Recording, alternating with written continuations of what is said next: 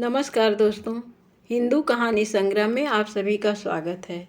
आइए महाशिवरात्रि क्यों मनाया जाता है और उसकी एक कथा लेकर आए हैं। महाशिवरात्रि भारतीयों का एक प्रमुख त्यौहार है। यह भगवान शिव का प्रमुख पर्व है। फाल्गुन में महाशिवरात्रि पर्व मनाया जाता है। माना जाता है कि सृष्टि का प्रारंभ इसी दिन से हुआ। पौराणिक कथाओं के अनुसार इस दिन सृष्टि का आरंभ अग्निलिंग, जो महादेव का विशालकाय स्वरूप है, के उदय से हुआ। इसी दिन भगवान शिव का विवाह देवी पार्वती जी के साथ हुआ था। और ये फाल्गुन मास की महाशिवरात्रि भगवान भोलेनाथ को बहुत ही पसंद है। ये भारत के हर एक क्षेत्र में मनाया जाता है। इसकी एक कथाएं हैं, बहुत सारी कथाएं हैं। इसमें एक शिकारी की कथा हम आपको सुनाते हैं। एक बार पार्वती जी ने भगवान शिव शंकर से पूछा, ऐसा कौन सा श्रेष्ठ तथा सरल पूजन है जिससे मृत्यु लोक के प्राणी आपकी कृपा सहज ही प्राप्त कर लेते हैं। उत्तर में शिव जी ने पार्वती जी को शिवरात्रि के व्रत का विधान बताकर यह कथा सुनाई। एक बार चित्रधानु नामक एक शिकारी था। पशुओं की हत्या करके वह अपने कुटुंब को पालता था। वह एक साहूकार का ऋणी था, लेकिन उसका ऋण समय पर न चुका सका। क्रोधित साहूकार ने शिकारी को शिव मठ में बंदी बना लिया और संयोग से उस दिन शिवरात्रि था। शिकारी ध्यान मग्न होकर शिव संबंधी धार्मिक बातें सुनता रहा और त्रयोदशी को उसने शिवरात्रि व्रत की कथा भी सुनी। संध्या होते ही साहूकार ने उसे अपने पास बुलाया और ऋण चुकाने के विषय में बात की। शिकारी अगले दिन सारा ऋण लौटा देने का वचन देकर बंधन से छूट गया। अपनी दिनचर्या की भांति वह जंगल में शिकार के लिए निकला, लेकिन दिन भर बंदी गृह में रहने के कारण भूख प्यास से व्याकुल था।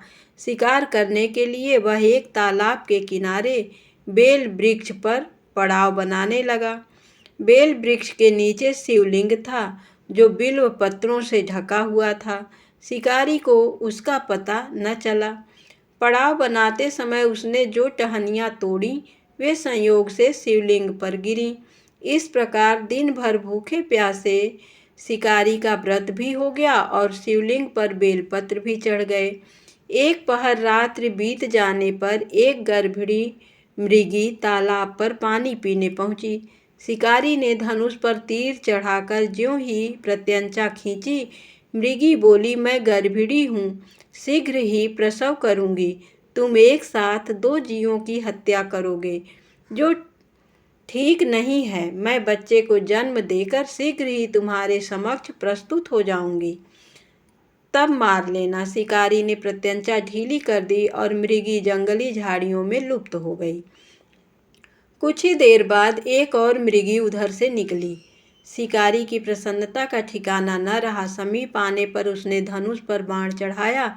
तब उसे देख मृगी ने विनम्रता पूर्वक निवेदन किया, हे पार्थी, मैं थोड़ी देर पहले ऋतु से निवृत्त हुई हूँ, कामातुर विरहिणी हूँ, अपने प्रिय की खोज में भटक रही हूँ।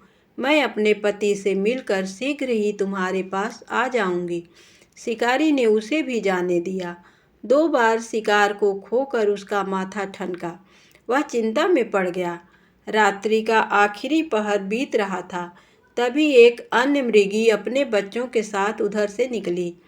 शिकारी के लिए यह अवसर स्वर्णिम था। उसने धनुष पर तीर चढ़ाने में देर नहीं लगाई। वह तीर छोड़ने ही वाला था कि मृगी बोली, हे पार्थी, मैं इन बच्चों को इनके पिता के हवाले करके लौट आऊंगी। इस समय मुझे शिकारी हंसा और बोला, सामने आए शिकार को छोड़ दूं? मैं ऐसा मूर्ख नहीं। इससे पहले मैं 2 बार अपना शिकार खो चुका हूँ। मेरे बच्चे भूख प्यास से तड़प रहे होंगे। उत्तर में मृगी ने फिर कहा, जैसे तुम्हें अपने बच्चों की ममता सता रही है, ठीक वैसे ही मुझे भी। इसलिए सिर्फ बच्चों के नाम पर मैं थोड़ी देर के लिए जीवन दान मांग रही हूँ। हे पार्थी, मेरा विश्वास कर, मैं इन्हें इनके पिता के पास छोड़कर तुरंत लौटने की प्रतिज्ञा करती हूँ। मृगी का दीन स्वर सुनकर शिकारी को उस पर दया आ गई। उसने उस मृगी को भी जाने दिया। शिकार के अभाव में बेल वृक्ष पर बैठा शिकारी बेल पत्र तोड़ तोड़कर नीचे फेंकता जा रहा था। पौ फटने को हुई तो एक रिष्ट पुष्ट मृग उसी रास्ते पर आया। शिकारी ने सोच लिया कि इसका शिकार वह अवश्य करेगा। शिकारी की तनी प्रत्यंचा देखकर मृग विनीत स्वर में बोला, हे पारधी भाई, यदि तुमने मुझसे पूर्व आने वाली 3 मृगियों तथा छोटे छोटे बच्चों को मार डाला है तो मुझे भी मारने में विलंब न करो, ताकि मुझे उनके वियोग में एक क्षण भी दुख न सहना पड़े। मैं उन मृगियों का पति हूँ। यदि तुमने उन्हें जीवन दान दिया है तो मुझे भी कुछ क्षण का जीवन देने की कृपा करो। मैं उनसे मिलकर तुम्हारे समक्ष उपस्थित हो जाऊंगा। मृग की बात सुनते ही शिकारी के सामने पूरी रात का घटना चक्र घूम गया। उसने सारी कथा मृग को सुना दी। तब मृग ने कहा, मेरी तीनों पत्नियां जिस प्रकार प्रतिज्ञाबद्ध होकर गई हैं, मेरी मृत्यु से अपने धर्म का पालन नहीं कर पाएंगी। अतः जैसे तुमने उन्हें विश्वास पात्र मानकर छोड़ा है, वैसे ही मुझे भी जाने दो। मैं उन सबके साथ तुम्हारे सामने शीघ्र ही उपस्थित होता हूँ।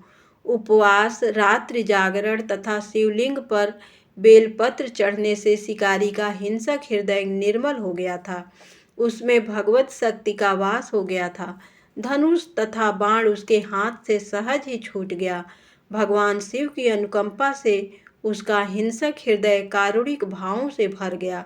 वह अपने अतीत के कर्मों को याद करके पश्चाताप की ज्वाला में जलने लगा। थोड़ी ही देर बाद वह मृग सब परिवार शिकारी के समक्ष उपस्थित हो गया ताकि वह उनका शिकार कर सके। किंतु जंगली पशुओं की ऐसी सत्यता, सात्विकता एवं सामूहिक प्रेम भावना देखकर शिकारी को बड़ी ग्लानि हुई। उसके नेत्रों से आंसुओं की झड़ी लग गई।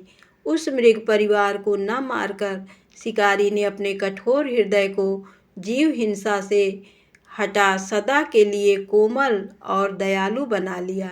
देवलोक से समस्त देव समाज भी इस घटना को देख रहे थे। घटना की परिणत होते ही देवी देवताओं ने पुष्प वर्षा की। तब शिकारी तथा मृग परिवार मोक्ष को प्राप्त हुए। धन्यवाद।